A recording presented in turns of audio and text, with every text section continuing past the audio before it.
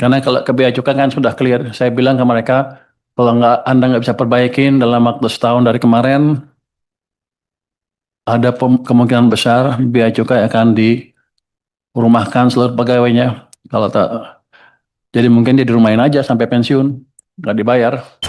Relevan saja. Tadi pertanyaan tentang income. Kenapa sih ada bea keluar? Apa hubungannya dengan daya saing? Jadi pada waktu Undang-Undang Cipta Kerja di 2020 diterapkan, jadi mengubah status batubara dari non barang kena pajak menjadi barang kena pajak. Akibatnya industri batubara bisa meminta restitusi PPN ke pemerintah. Itu sekitar 25 triliun per tahun. Kalau hitung dengan cost-nya segala macam, walaupun mereka ada cost-nya digelembungin segala macam, net income kita dari industri batubara bukannya positif, malah dengan pajak segala macam jadi negatif. Jadi undang-undang itu seperti pemerintah memberikan subsidi ke industri yang sudah untungnya banyak. Jadi balik ke Undang-Undang Dasar 45 Pasal 33, akibatnya kita tidak menyejahterakan masyarakat, malah pengusaha batubara aja yang untungnya lebih banyak. Makanya kenapa pajak saya tahun ini turun, karena bayar restitusi cukup besar. Jadi desain ini hanya mengembalikan ini ke seperti yang awal tadi, hanya mengcover loss yang karena perubahan status. Artinya apa? Dari sisi daya saing di pasar global tidak akan berkurang karena hanya seperti sebelumnya saja. 2020 sebelumnya seperti itu dan mereka bisa bersaing. Jadi kalau lihat dari saing nggak ada masalah. Dari anggaran ya kita bebannya berkurang dari industri batubara. Jadi kan aneh. Ini orang kaya semua ekspor uang untungnya banyak, saya subsidi kira-kira secara nggak langsung. Jadi itu sebetulnya utamanya filosofi di balik peraturan ini. Kalau ya nggak bisa lah, mereka udah untung banyak masa kita subsidi juga. Itu saya pikir ya. Dari pertanyaan Pak Hari segala macam itu amat eh, akurat sekali. Untuk hilirisasi, kan ada beberapa usaha hilirisasi dari eh, industri batu bara dulu sempat DME, dimetil apa? Dimetil ether. Cuman karena kebijakannya nggak mendukung di pemerintah, nggak tahu sebelah mana, proyeknya gagal semua tuh.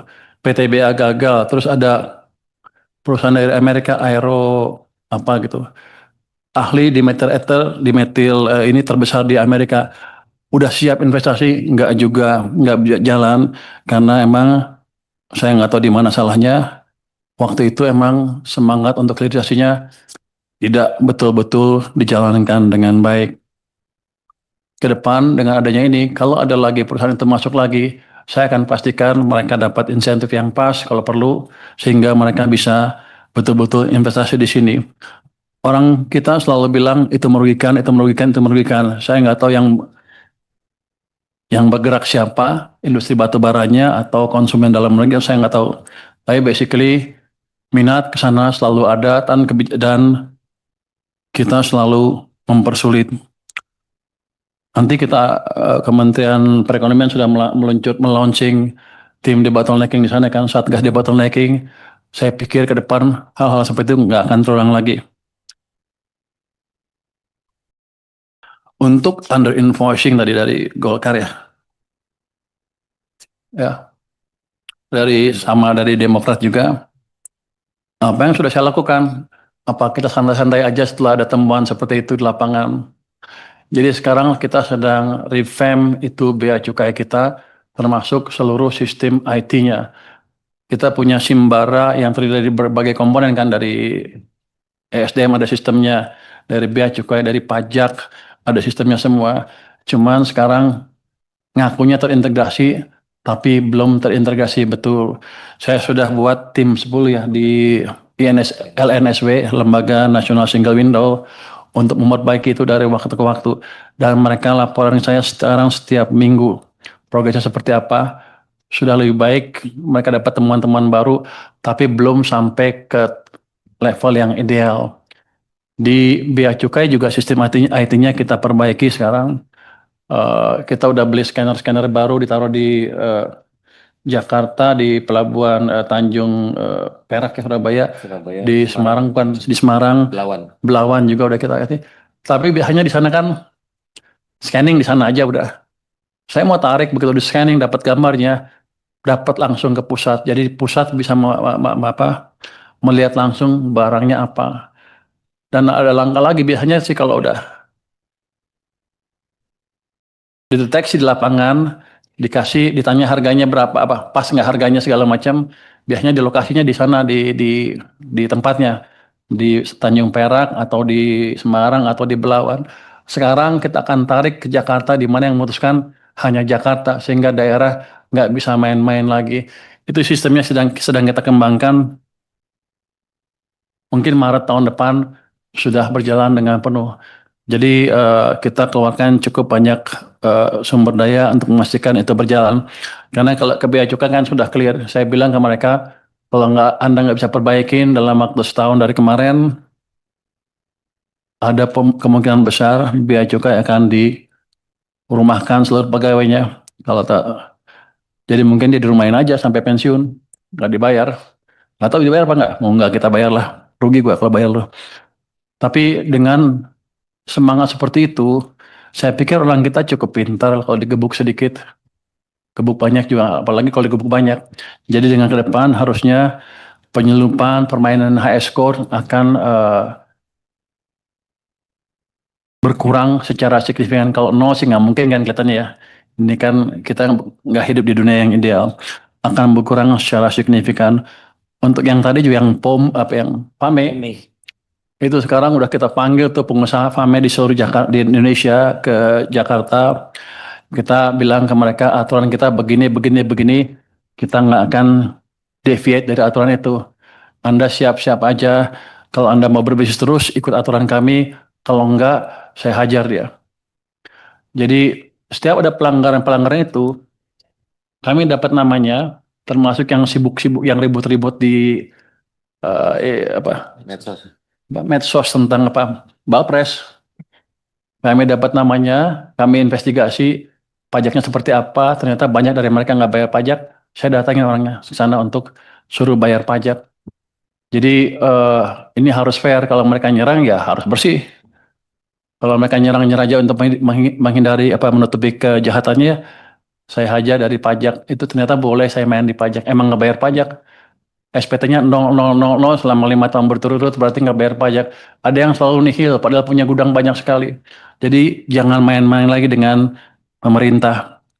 Kita serius. Dan ancaman saya ke Bea Cukai juga serius. Kalau mereka main-main, kita hantam. Sama juga ke pajak juga. Sebentar lagi akan ada perbaikan yang amat signifikan. Prinsip pengawasan barang ekspor tadi tanya itu ya. Pada dasarnya itu dah. Sama, kita akan pakai sistem yang terintegrasi, pakai IT, kita kembangkan juga sistem AI. Ini walaupun saya lihat masih awal, tapi kelihatannya orang-orang kita masih bisa belajar. Kalau dampak ke tadi, gimana kalau nggak berhasil? Ya nggak dapat duit. Kalau berhasil ya positif. Jadi expected gamenya positif nih sekarang. Jadi karena sebelumnya belum ada. Yang jelas saya bisa mungkin recover yang tadi kehilangan sebesar 25 triliun yang saya kasih ke industri batu bara.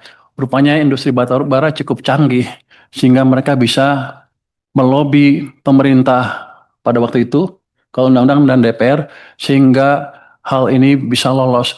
Mungkin waktu itu pemerintah kurang bisa berhitung ya. Jadi kita dirugikan sebesar itu dan aneh. Jadi ke depan akan seperti itu.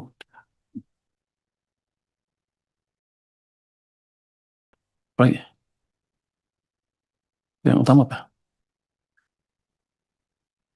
Untuk roadmap hilirisasi, kan itu di luar wewenang Kementerian Keuangan, tapi kami akan bicara ke Kementerian SDM, ini bosnya Pak Ketua nih, untuk meminta membuat hilirisasi seperti apa ke depan, dan kami siap mendukung 100% langkah-langkah yang akan dibuat oleh beliau. Ada satgas? Ada satgas. Sudah ada satgas hilirisasi, tinggal kita dorong aja. Ada anggota dari kita? Pak Menteri SDM sebagai Saya apa? Pak Ada satgas hilirisasi dan Menteri SDM sebagai ketua, saya sebagai anggota. Yang jelas kita akan jalankan supaya ke depan akan berjalan dengan betul. Untuk post clearance, dan pre-pros and clearance, apakah sudah zero fraud? Mungkin zero fraud tidak mungkin akan diciptakan, nggak akan mungkin akan terjadi.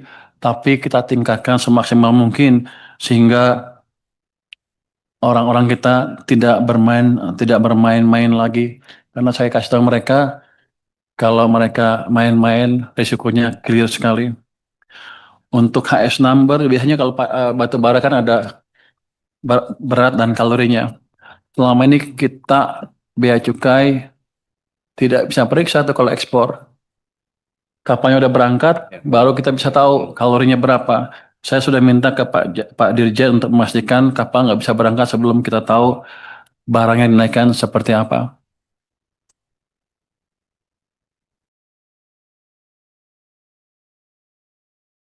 Mungkin demikian. Oh, dari Pak Dolfio ya. defisit tadi, pengurangan defisit. Nanti ya Kak, dari Pak Dolfio kami akan lengkapin tadi roadmap-nya seperti apa sih